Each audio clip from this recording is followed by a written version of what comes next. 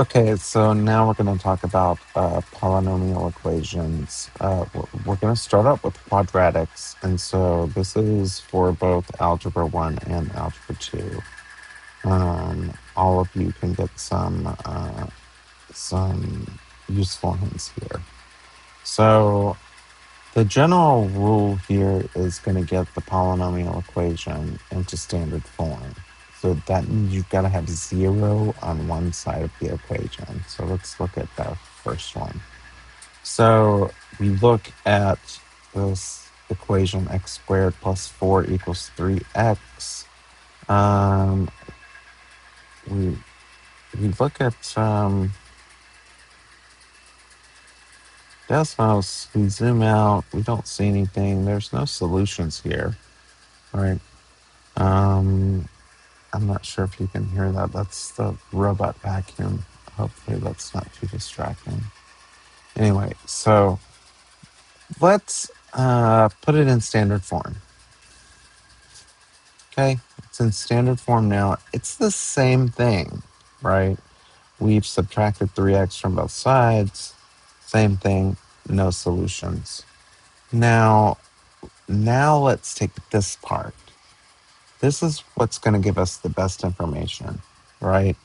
Is going to be what's on the other side of the 0, okay? So we create a function out of that. And now we have a lot more information. So we can automatically see that the parabola does not touch the x-axis. So we know from the fundamental theorem of calculus, the degree here is 2, right? This is a polynomial of degree 2. It is going to have 2 solutions. And since it's not going to touch the x-axis, neither one of those solutions are real. They're going to be complex.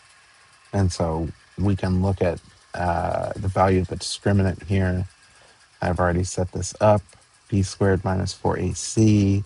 I put in the coefficients here, 1, -3, and 4, and we get -7. Okay. So the interesting thing about complex solutions, especially if you are working with multiple choice questions, is that the vertex of the parabola is always the real part of the complex number. Okay, so let's go down here for a second. So the issue here is that we know that this is what our solutions are going to look like. They're going to look like 3 halves plus some complex number and 3 halves minus some complex number. And we know from the quadratic formula that we must take the square root of this. That's our plus minus, is plus minus the discriminant. And so if we take the square root of -7, it's going to be I square root of 7. Divide both of those things by 2.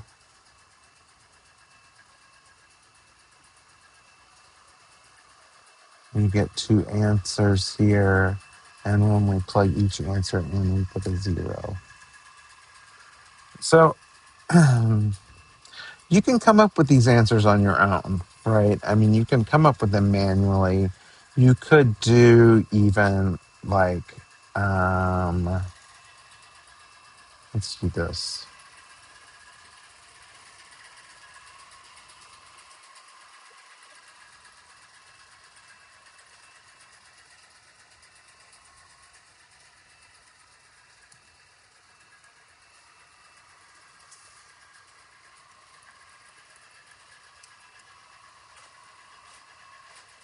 So you could use the quadratic formula here in the same way. You still end up with the conjugate pairs, and they evaluate to the same thing.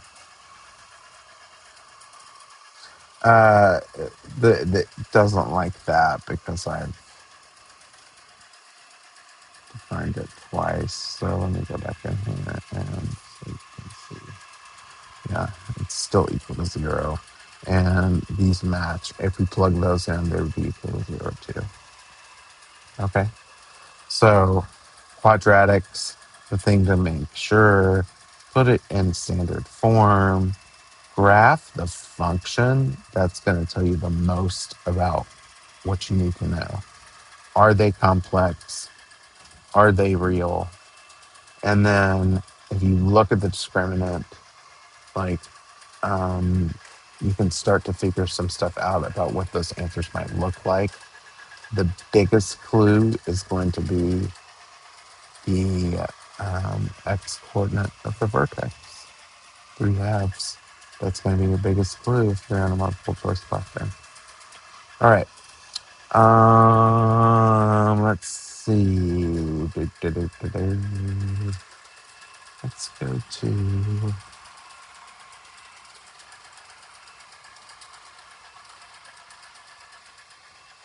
Let's look at this one. This is an interesting one. So I'm going to turn most of this stuff off. And here's a quadratic equation that we get. And we plug it in, and we can see that we have some solutions, but they don't look like they're rational, right? So this is not going to be something we can factor. We're not going to be able to do that.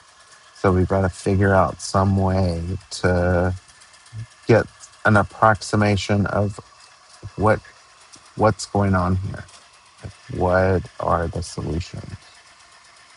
So first thing we're going to do, put it in standard form, right? These two are equivalent. Turn that off. You can see that's the same spots that we just saw. And now that we have it in standard form, we're going to do that same thing that we did before. Turn it into a function. So now that we have a function, we can see what the coefficients are here, 1, -5, and 5. We can plug those in and get the discriminant, which is 5. Okay, what does that mean? It is not a perfect square, so that means we will have irrational solutions. What's going to be the base of our irrational solutions, though? Interestingly enough, 5/2. 2.5 or 5/2, right? And so if you are in a multiple choice test and the beginning is not 5/2 or in some way 5/2, right? It could look a little bit different, and I'll show it to you in a second. But if that's not what's going on, you can eliminate that answer and keep going. Just check the other ones. So here we go. I've got 5/2, and then I know I have to take the square root of the discriminant. So square root of 5/2. We could write this as,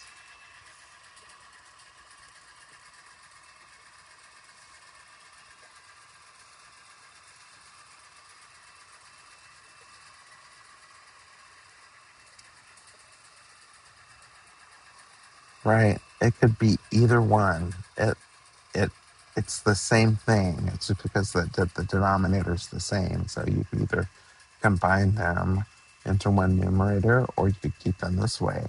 So that's what I'm saying when you are looking for answers that line up to the vertex, the x coordinate of the vertex.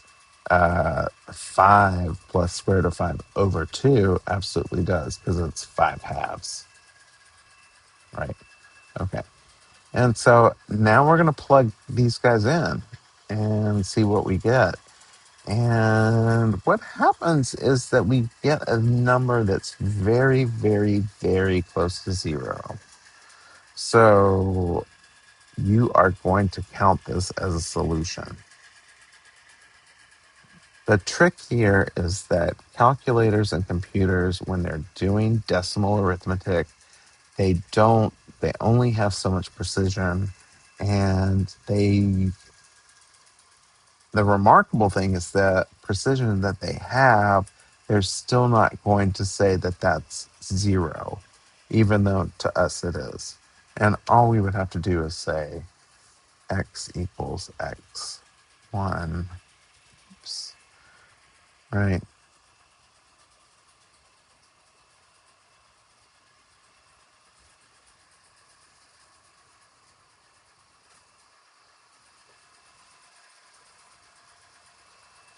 No, it's not right. Hold on.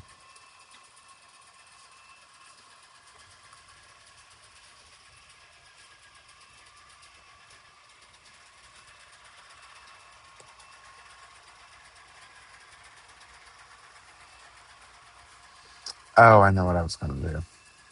X equals f of x1. Okay. And so now we have this approximation that is extremely close to zero, and let's just see how close to zero it is.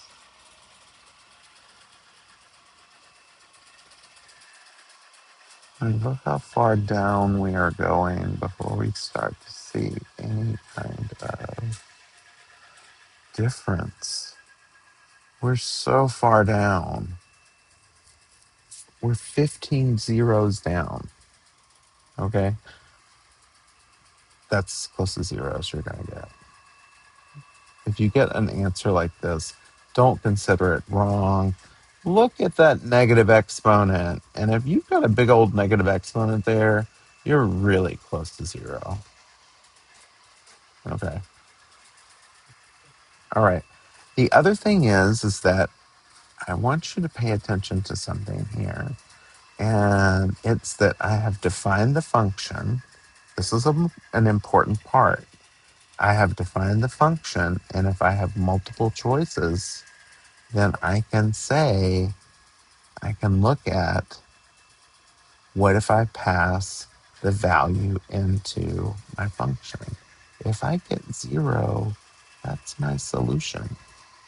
You got to check all of them. Like if it's a polynomial and it's a cubic, you got to check all of them. But that's how you do it. All right, let's take one more look at a polynomial. Okay.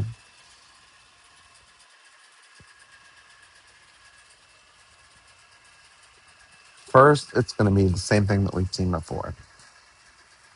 We put this into Desmos. We don't see anything.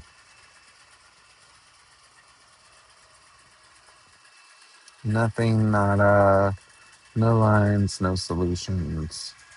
Okay. But when we put it into standard form, so I get x to the fourth minus 4x cubed plus 5x squared. Oh, geez.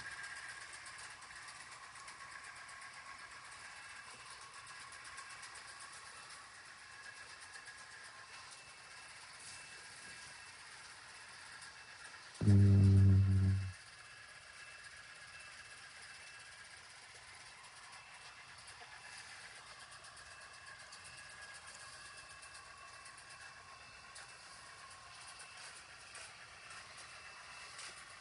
Oh, interesting. I might have to come back and redo this. The other one was better. All right, let's keep going with the other one. Okay. Jeez.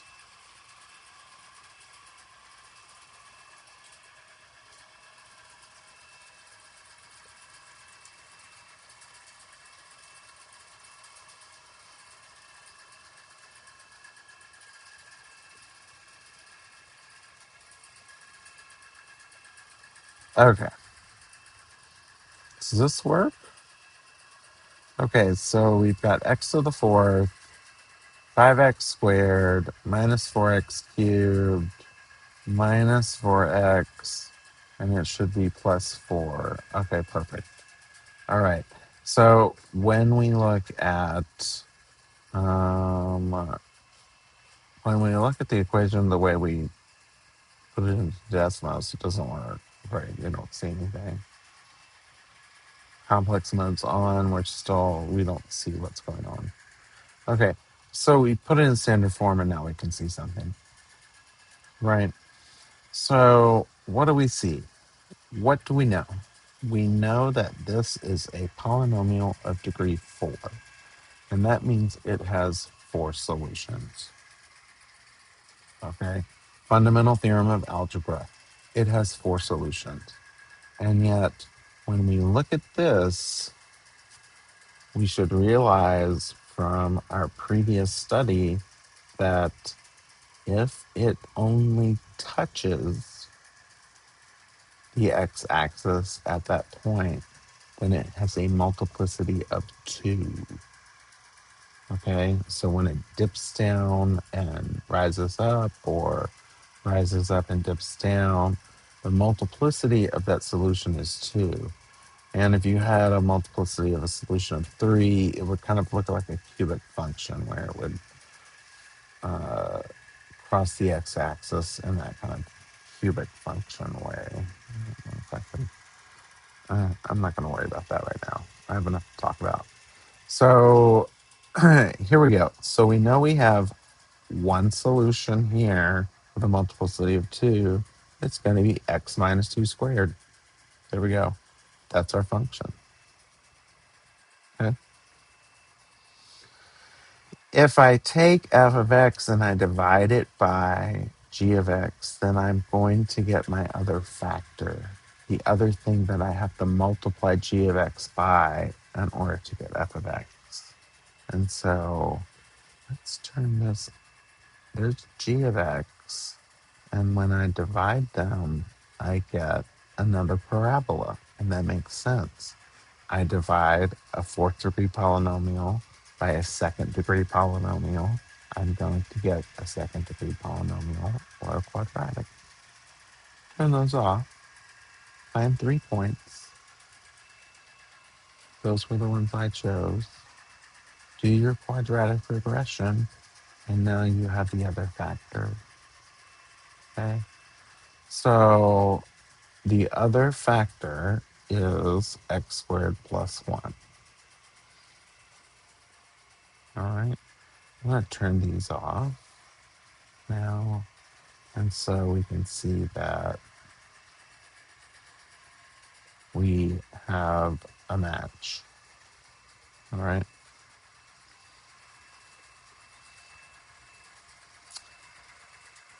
So the deal is that when we were in Algebra 1, we learned about the zero product property and that one of these has to be equal to 0. One or both of these has to be equal to 0. So either x minus 2 is equal to 0 or x squared plus 1 equals 0. Now, x squared plus 1 equals 0 yields imaginary solutions. And so here is